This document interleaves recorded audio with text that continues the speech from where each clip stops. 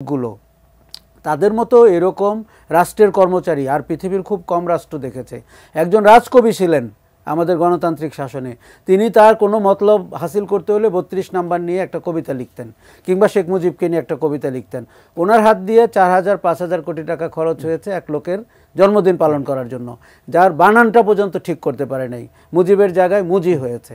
তার মানে দেখুন, অন্যায় কিংবা পাপ কিংবা অপরাধ কোনো এক জায়গা দিয়ে তো আপনাকে প্রকাশ করবে। দেখুন, সরকারের বিরুদ্ধে শেষে কারা নেমেছিল? একটি ছাগল নেমেছিল, যে সরকারকে উন্মোচিত করতে, যে তার প্রশাসন কতটা বাজে অবস্থায় রয়েছে। আমরা যেটা বলতে চাচ্ছি, যে আমার মনে হচ্ছে আপনি নির্বাচনের শিরোনাম করেছেন, দেশ কিন্তু নির্বাচনের দিকে যাচ্ছে, আমরা আবহ টের পাচ্ছি। প্রধান উপদেষ্টা হয়তো মাসখানেকের মধ্যে উনি যেমনটি আভাস দিয়েছেন যে সংস্কার করে, আরেকটা জিনিস হচ্ছে নির্বাচন করতে হলেই তো আপনার একটা মোটামুটি গ্রহণযোগ্য সংস্কার করতে হবে। আপনার ভোটার তালিকা কোথায়, আপনার আরপিও কোথায়?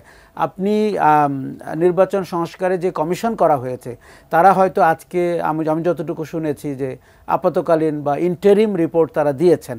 কাজে সেখানে আমার ধারণা বাংলাদেশের জনগণের আশা আকাঙ্ক্ষার প্রতিফলন হবে। তারা যেমনটি নির্বাচন চায়, আমরা যেন তেন আরেকটি নির্বাচন চাই না। শেখ হাসিনাকে আমরা তাড়িয়েছি কিন্তু একটি নির্বাচন করে খুব দ্রুত গতিতে কাউকে পদে বসানোর জন্য না। তবে ভারতীয় ষড়যন্ত্র মোকাবেলা করতে হলে আমাদের একটি নির্বাচিত সরকার, আমার ধারণা, পরিস্থিতিকে অনেকখানি জোরালো করতে পারবে। সেই দিক থেকে সংস্কারের প্রক্রিয়া আমি বলবো কিছুটা ধীর লয়ে আগালেও যৌক্তিকভাবেই আগাচ্ছে আর রাইট ডিরেকশনে আগাচ্ছে।